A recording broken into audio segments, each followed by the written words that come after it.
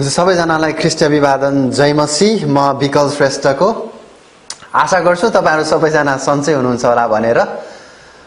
परमेश्वरको जीवित वचनबाट तपाईहरुको बीचमा केही कुराहरु शेयर गर्नुलाई फेरि पनि आज म उपस्थित भएको छु यस भिडियो मार्फत।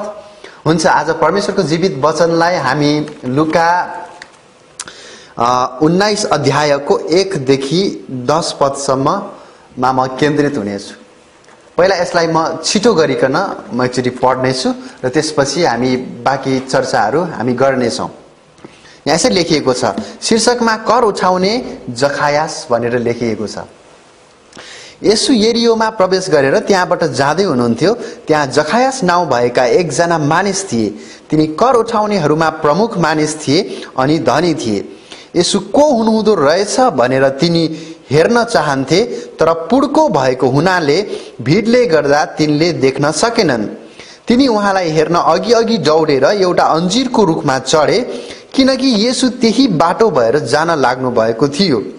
जब येशू त्यस ठाउँमा आइपुग्नुभयो तब उहाँले मासतिर हेरेर तिनलाई भन्नुभयो, ए जखायास, चाँडो ओर्लेर आओ, किनभने आज मलाई तिम्रो घरमा बस्नु परेको छ।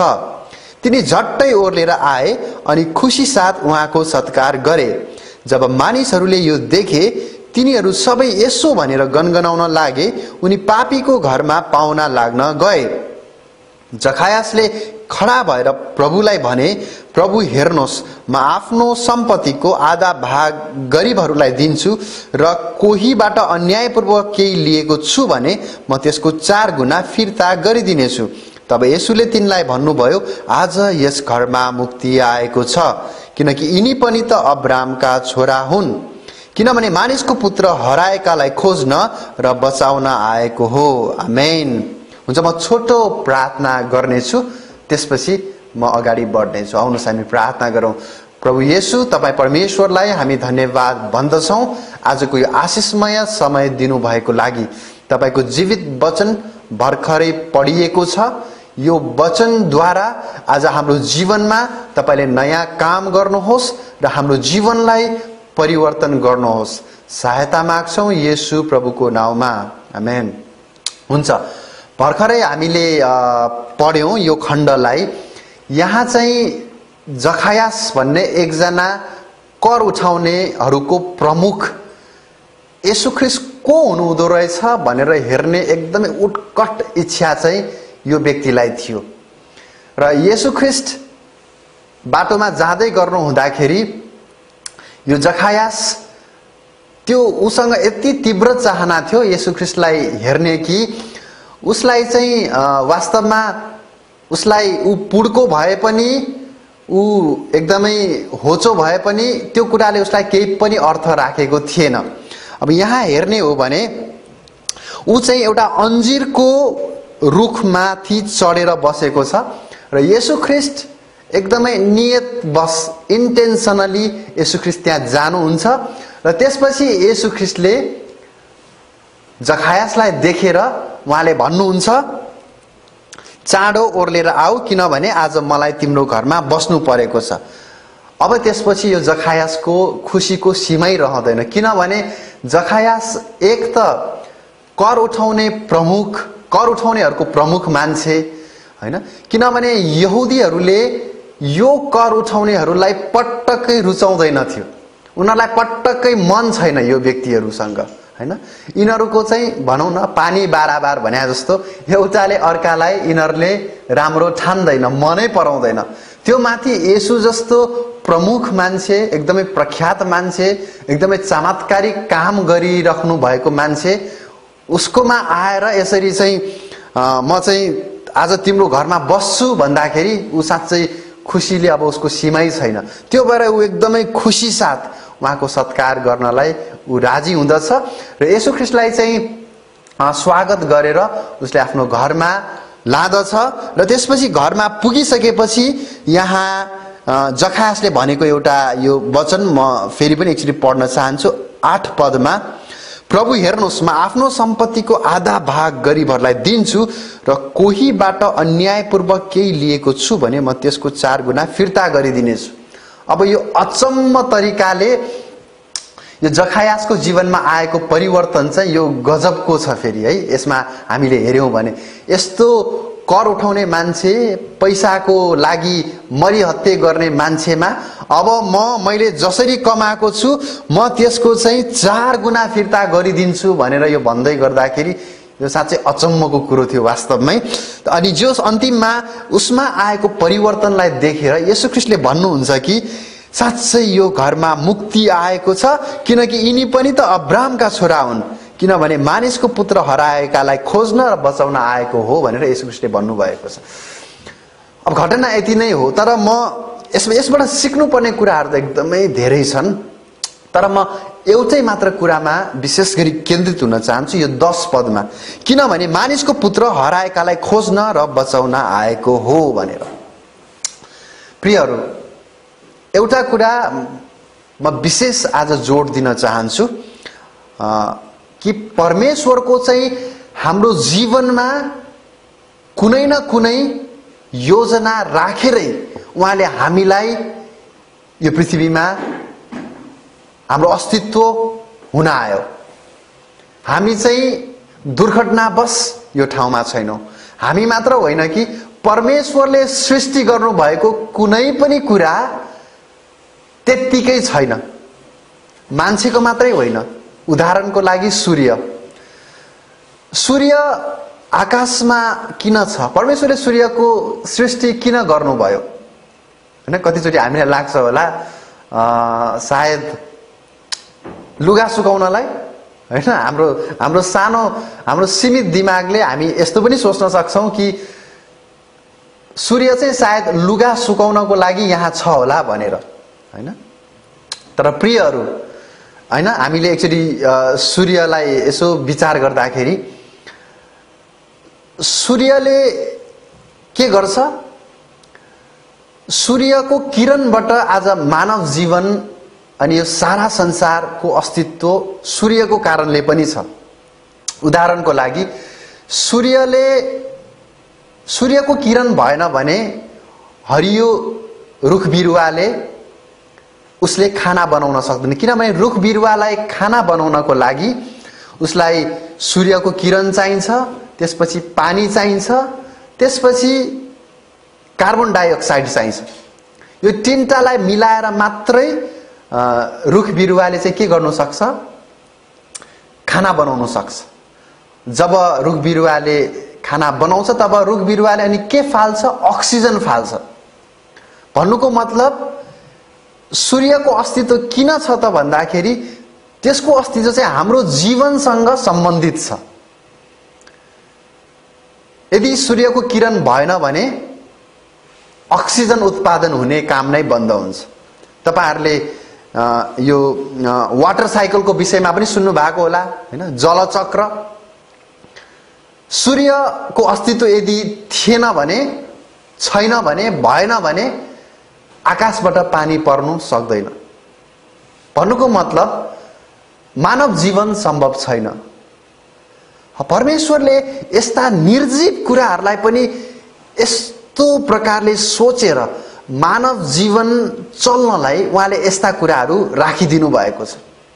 अब सोच्नुस् कि आज हामी परमेश्वरको आफ्नै स्वरूपमा हामी बनिदै गर्दा, हाम्रो सृष्टि हुँदै गर्दाखेरि हाम्रो लागि उहाँले केही सोच्नु भएको छैन होला र? पक्कै पनि प्रियहरू, है, हाम्रो जीवनमा उहाँको उद्देश्यको योजना छ। पहिला यो विचार तपाईहरुको बीचमा राख्न चाहन्छु। अब यो 10 पदमै हामी केन्द्रित हौं है त। 10 पदले भनेको छ मानिसको पुत्र हराएकालाई खोज्न र बचाउन आएको हो। यहाँ कोही पृथ्वीमा आएको छ। यहाँ मानिसको पुत्र भनेको छ येशू ख्रीष्टलाई। अब यहाँ किन मानिसको पुत्र भनेर भन्यो भन्ने चर्चा म गरिराख्न चाहन्न। जे होस्, एउटा कुरा हामीले के नबिर्सौं त भन्दाखेरि येशू ख्रीष्ट हराएकालाई खोज्न र बचाउन आउनुभयो। को आउनुभयो? येशू ख्रीष्ट। एकछिन हामी कल्पना गरौं, हाम्रो घरमा, हाम्रो कोठामा हाम्रो सम्मानीय प्रधानमन्त्री केपी ओलीज्यू आउनुभयो भने तपाईको अनुभव, तपाईको खुशी अथवा तपाईको इज्जत तपाई कस्तो फिल गर्नुहुन्थ्यो होला है? मलाई लाग्छ तपाईको खुशीको सीमा हुँदैन। तपाईलाई एउटा गर्व महसुस हुन्छ, किनभने नेपालको सबैभन्दा उच्च व्यक्ति सम्मानीय प्रधानमन्त्री तपाईको घरमा आएको छ। तपाईको टोल छिमेकमा घरमा पनि मानिसहरूले तपाईलाई अनेकौं तरिकाले अब सम्मान पनि गर्न थाल्ला। ओहो हैन, प्रधानमन्त्रीसँग उठबस रहेछ यो मान्छेको भनेर। जे होस्, मैले भन्न खोजेको कुरा, हामी यसरी सांसारिक रूपमा उच्च ओहदामा भएका मानिसहरू हाम्रो घरमा आउँदा त हामीलाई यस्तो गर्व लाग्छ भने आज तपाईं र मेरो लागि अनन्तको जीवन दिन, हामीलाई पाप क्षमा दिनलाई येशू ख्रीष्ट चाहिँ आज पृथ्वीमा आउनुभयो। परमेश्वर, राजाहरूका राजा, प्रभुहरूका प्रभु हैन, उहाँ चाहिँ यो पृथ्वीमा आउनु भएको कुरा। त्यसैले प्रियहरू, कतिचोटि नजिकको तीर्थ हेला भन्छ नि हैन? आज यति महान परमेश्वर आज हामीहरूको बीचमा हामीहरूसँग बस्न, उहाँ त वास्तवमा आत्मा हुनुहुन्छ, तर उहाँ शरीरमा आफैलाई के गर्नुभयो? लिमिट गर्नुभयो। उहाँ शरीरमा आफैलाई एउटा सीमिततामा ल्याउनु भयो। उहाँ त असीमित परमेश्वर हुनुहुन्छ नि हैन, तर उहाँ सीमित बन्नुभयो तपाईं र मेरो लागि, हाम्रो लागि। त्यो भएर प्रियहरू, यो एउटा कुरा चाहिँ हामीले नबिर्सौं कि राजाहरूका राजा, प्रभुहरूका प्रभु, यति पवित्र परमेश्वर, बाइबलले के भन्छ परमेश्वरलाई? पवित्र पवित्र पवित्र। यति पवित्र परमेश्वर चाहिँ तपाईं र मेरो लागि, हामी जस्तो दुष्टहरूको लागि, हामी यति धेरै विकेड छौं हैन, हामी यति धेरै पापी छौं। आज हामीहरू जस्तोको लागि चाहिँ यति महान परमेश्वर आज पृथ्वीमा आउनु भएको छ। त्यसैले यो पहिलो विचार, यो पहिलो थट म तपाईहरुको बीचमा राख्न चाहन्छु। के तपाईलाई यो कुराले के अर्थ राख्छ? अथवा तपाईले यो विषयमा कहिले अलिकति गम्भीर भएर सोच्नु भएको छ कि यति महान परमेश्वर आज तपाई र मेरो बीचमा आउनु भएको थियो 2000 वर्ष अगाडि? त्यो भएर तपाईहरुले यो कुरालाई एकचोटी गम्भीर भएर सोच्नुस् भनिकन म आग्रह गर्न चाहन्छु कि महान परमेश्वर मानिसमा आफैलाई सीमित गरेर तपाई र मेरो लागि एउटा उद्देश्य सहित यो संसारमा आउनु भयो। यो पहिलो विचारको रूपमा मैले तपाईहरु सामु राखे। अब अर्को शब्दलाई हामी एकचोटी विचार गरौं। को आउनु भयो? मानिसको पुत्र अर्थात येशू ख्रीष्ट अर्थात परमेश्वर पृथ्वीमा आउनु भयो। येशू ख्रीष्ट आउनु भयो, परमेश्वर आउनु भयो भन्ने कुरा। अब दोस्रो कुरा, मानिसको पुत्र हराएकालाई खोज्न र बचाउन आएको हो। अब कसको लागि आउनु भयो? को आउनु भयो? येशू ख्रीष्ट आउनु भयो, परमेश्वर आफै आउनु भयो। कसको लागि आउनु भयो? यहाँ हामीले भर्खरै पढेको यो घटनामा हामीले हेर्ने हो भने कर उठाउने जखायास, येशू ख्रीष्ट जब उहाँ संसारमा आउनुभयो, उहाँले कस्तो मानिसहरूसँग उठबस गर्नुभयो त भन्दाखेरि कर उठाउने, व्यभिचार, अन्धो हैन, बिमारी, गरीब, यस्तै मानिसहरूसँग उहाँ संगति गर्नुभयो।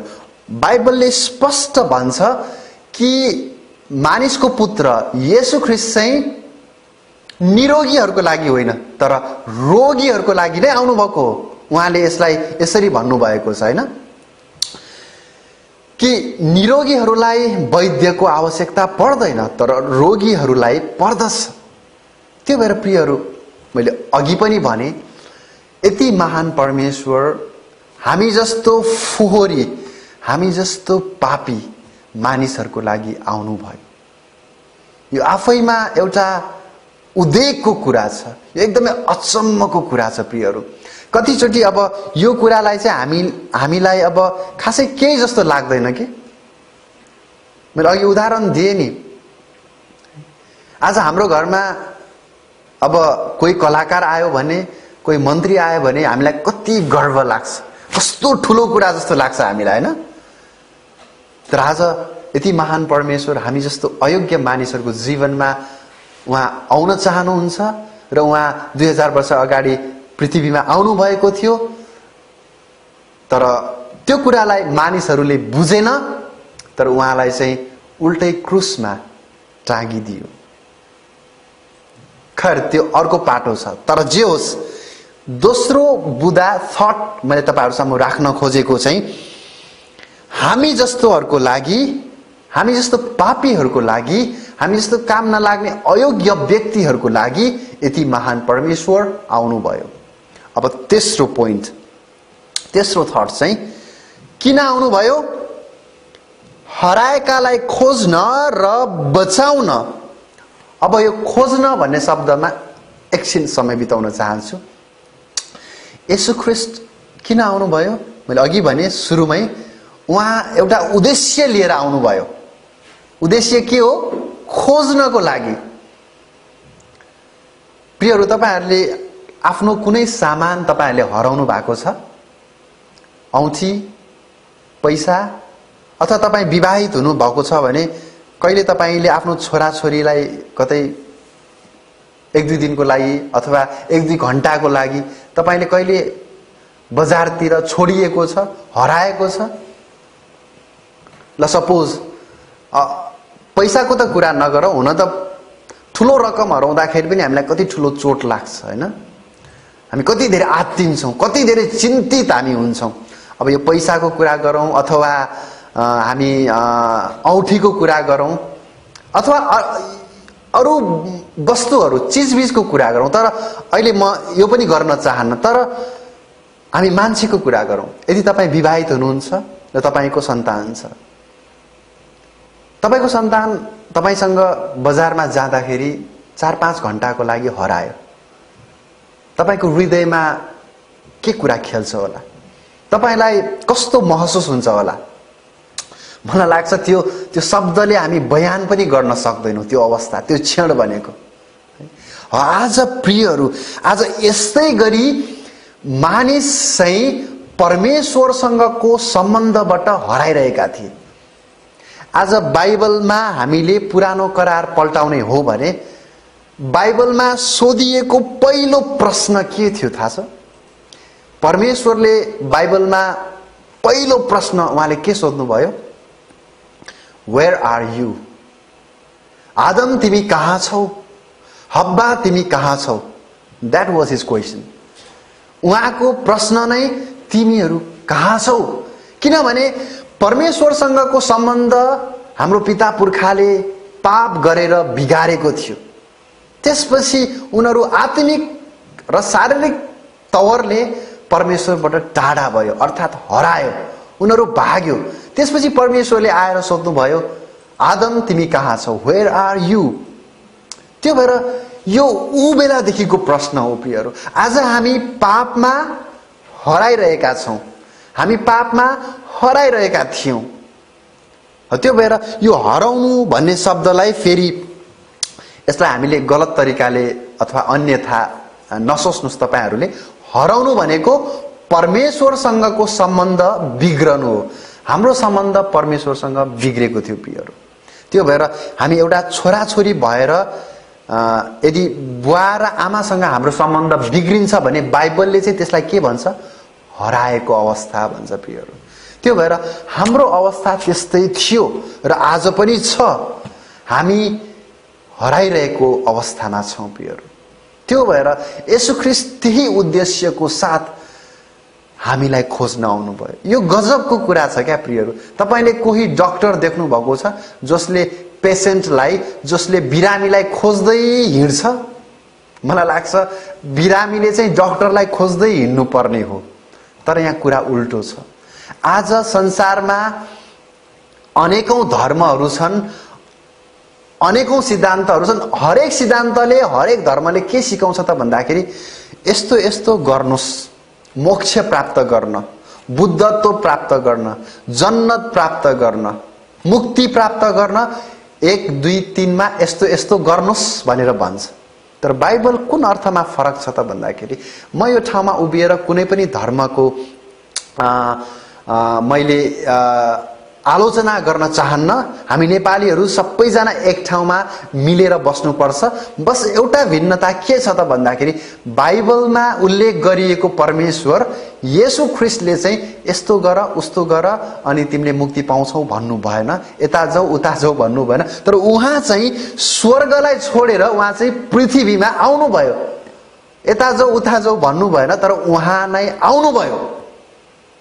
यो कुरा चाहिँ फरक छ।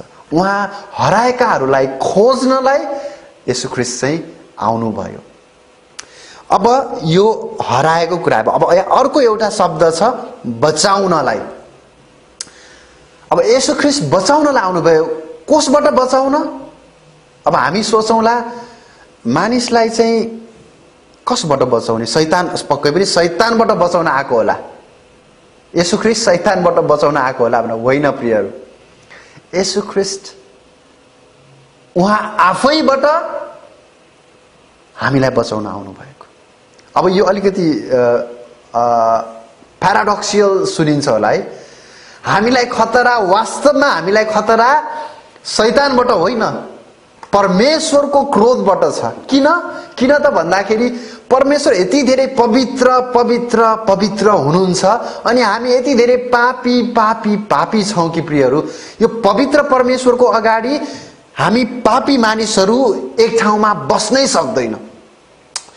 उहाँले सही तरिकाले न्याय गर्नुभयो भने हामी टिक्नै सक्दैन। उज्यालोको अगाडि अँध्यारो कसरी टिक्न सक्छ? त्यो पोसिबलै छैन। It's not possible. त्यो भएर हाम्रो जुन पाप स्वभाव छ हाम्रो जीवनमा, यो पाप स्वभाव यति गहिरो छ र उहाँको पवित्रता यति धेरै छ कि हामी उहाँको अगाडि अनअप्रोचेबल, हामी उहाँको अगाडि जानै सक्दैनौं। त्यो भएर उहाँले पापसँग सम्झौता गर्नै सक्नुहुन्न। यदि कसैले पाप गर्छ भने उहाँले त्यसको लागि, उहाँ पवित्र हुनुभएको उहाँले त्यसको न्याय गर्नै पर्ने हुन्छ। त्यो भएर प्रियहरू, उहाँको पवित्रता चाहिँ यस्तो एउटा कारण हो जसबाट हामीलाई खतरा छ, जसबाट हामीले गहिरो गरेर त्यो विषयलाई सोच्नु पर्ने हुन्छ। त्यो भएर आज यदि येशू ख्रीष्ट तपाईं र मेरो सट्टा क्रुसमा मर्नलाई नआउनु भएको भए उहाँको पवित्रतामा हामी भस्म हुन्थ्यौं। किनभने हामी त उहाँको अगाडि डाइरेक्ट जानु नै सक्दैनौं, किनभने हामी फोहोर छौं, हामी अपवित्र छौं। त्यो भएर आज येशू ख्रीष्ट मध्यस्थ भएर आउनुभयो।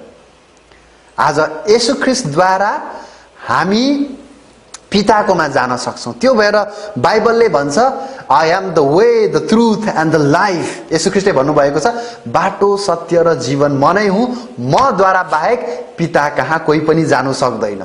यसको मतलब हाम्रो परमेश्वर यति धेरै पवित्र हुनुहुन्छ अनि हामी यति धेरै फोरी र घृणित र पापी छौं कि हामी डाइरेक्ट उहाँकोमा जानै सक्दैन, हामी भस्म हुन्छौं।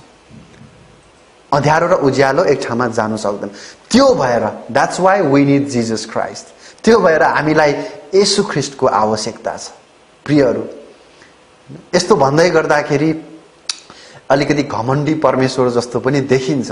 हुन त हामी सबैजना स्वतन्त्र छौं यो कुरा सोच्नलाई, तर वास्तवमा प्रियहरू फरक यही नै हो। आज हामीलाई येशू ख्रीष्ट यही भएर चाहिएको। परमेश्वरको त्यो क्रोधबाट बच्नलाई आज हामीलाई येशू ख्रीष्टको आवश्यकता परेको। येशू ख्रीष्टले क्रुसमा जुन उहाँ मर्नु भयो नि, परमेश्वरको त्यो सारा क्रोध जुन हामीमा खनिनु पर्ने थियो, त्यो क्रोध जति क्रुसमा येशू ख्रीष्टमा खनियो। त्यो भएर अब येशू ख्रीष्टमा हुनेहरूको लागि अब उसो दण्ड छैन, किनभने सारा दण्ड क्रुसमा येशू ख्रीष्टलाई परिसकेको छ। प्रियहरू, त्यो भएर यो खुसीको कुरा, यो कति आनन्दको कुरा। आज येशू ख्रीष्टद्वारा अब आज हामी परमेश्वर पितासँग हामी फेलोशिपमा फेरि त्यो पुरानै संगतिमा हामी जान सक्छौं। त्यो भएर हामीलाई आज येशू ख्रीष्टको आवश्यकता छ। प्रियहरू, अब अन्तिममा म तपाईहरुलाई बताउन चाहन्छु कि यहाँ जखायासले ढिलो नगरिकन यहाँ पश्चाताप गर्यो, येशू ख्रीष्टलाई आफ्नो घरमा बोलायो अनि येशू ख्रीष्टले अन्तिममा घोषणा गर्नुभयो यस घरमा मुक्ति आएको छ। प्रियहरू, यही उद्देश्य लिएर आज तपाई र मेरो हृदयमा येशू ख्रीष्ट आउन चाहनुहुन्छ। साच्चै यो घरमा यो माटोको घरको कुरा येशूले गर्दै हुनुहुन्न, यो इट्टाको घरको कुरा येशूले गर्दै हुनुहुन्न। यो घरमा यो जुन हाम्रो शरीर छ यो घरमा येशू ख्रीष्ट भित्र आउन चाहनुहुन्छ। प्रियहरू, तपाईको हृदयभित्र येशू ख्रीष्ट आउन चाहनुहुन्छ। के तपाई उहाँलाई स्वागत गर्न चाहनुहुन्छ? यहाँ हामीले बाइबलमा यहाँ 18 अध्यायमा हेर्यो भने येशू ख्रीष्टले भन्नुभएको छ धनीहरूलाई स्वर्गमा प्रवेश गर्न त्यति सजिलो छैन, बरु ऊँटलाई त्यो सियोको प्वालबाट छिर्नु सजिलो होला, तर धनीहरूलाई स्वर्गमा प्रवेश गर्नु गाह्रो छ भनेर येशू ख्रीष्टले भन्नुहुन्छ के। यो भन्दाखेरि त्यहाँ धेरैजनाले कुरा बुझ्दैन। त्यसो भए त को जान्छ स्वर्गमा? अनि येशूले भन्नुहुन्छ तर परमेश्वरमा सम्भव छ। येशूले यो किन भन्नुभयो त भन्दा किनभने मानिसहरूलाई पैसा ईश्वर भइराखेको छ आजभोलि, हैन? पैसा पैसा पैसा पैसा पैसा, money money money money money मात्र भन्छ मान्छेहरू, हैन? त्यो भएर बाइबलले भन्छ दुईटा ईश्वर हुनु सक्दैन। तिमीले दुईटा ईश्वरलाई, दुईटा मालिकलाई तिमीले सेवा गर्नु सक्दैन, बाइबलले भन्छ। त्यो भएर पैसालाई पनि ईश्वर बनाउने अनि परमेश्वरलाई पनि ईश्वर बनाउन हामी सक्दैनौँ। त्यो भएर येशूले भन्नुहुन्छ धनीलाई साँच्चै गाह्रो छ है स्वर्ग जानलाई, तर असम्भव भनेको होइन भनेर येशूले भन्नुहुन्छ। अनि वास्तवमा यो जो कर उठाउने जखायस छ यो साँच्चै धनी मान्छे थियो। अनि साँच्चै एउटा ऊँट सियोको नाथ्रीबाट आज छिर्दै थियो। एउटा ऊँट त्यो सियोको सानो प्वालबाट छिर्दै थियो। येशू ख्रीष्टले यही भन्नुभएको यो 9 पदमा यस घरमा मुक्ति आएको छ भनेर येशू ख्रीष्टले भन्नुको मतलब यसको कन्टेक्स्ट, यसको पुरानो कन्टेक्स्टलाई हेर्ने हो भने चाहिँ येशू ख्रीष्टले भन्न खोज्नु भएको कुरा चाहिँ आज हेर एकजना धनी मान्छे एउटा ऊँट अब सियोको त्यो नाथ्रीबाट छिर्दैछ। येशू ख्रीष्टमा सम्भव छ। बस आज उहाँलाई हामीले प्रभु भनेर स्वीकार्नु पर्यो, मानिलिनु पर्यो उहाँलाई प्रभु भनेर। अनि त्यसपछि आफू पापी भएको कुरा स्वीकार्नु पर्यो। यो जखायसले त्यही नै गर्छ, प्रभु भनेर येशू ख्रीष्टलाई सम्बोधन गर्दछ र उसले पश्चाताप पनि गर्दछ अनि आफ्नो घरमा स्वागत पनि गर्दछ।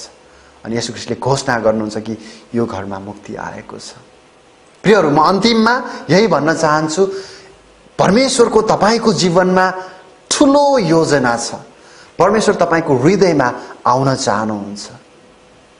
कृपया आफ्नो हृदयको ढोका खोल्नुहोस्, उहाँलाई आउन दिनुहोस्।